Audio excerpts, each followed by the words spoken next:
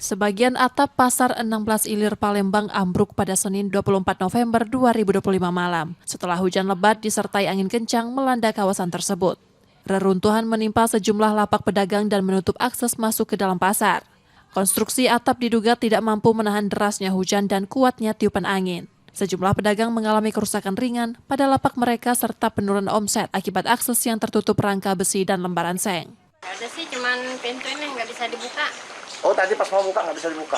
Yang ini nggak bisa dibuka sama sekali. Kalau ini kan penting nggak bisa dibuka. Oh. Kan biasa lewat sini pembelinya. Dari situ kan.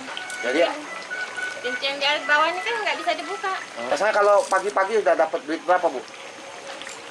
Ya kadang kan udah 200, kadang 300. Oh, tadi pagi baru dapat duit berapa? Dapat berapa tadi? Nggak nyampe 100. Petugas kemudian mengevakuasi bagian atap yang masih menggantung untuk mencegah jatuhnya material yang dapat membahayakan warga. Yudi Kiswanto, Kompas TV, Palembang, Sumatera Selatan.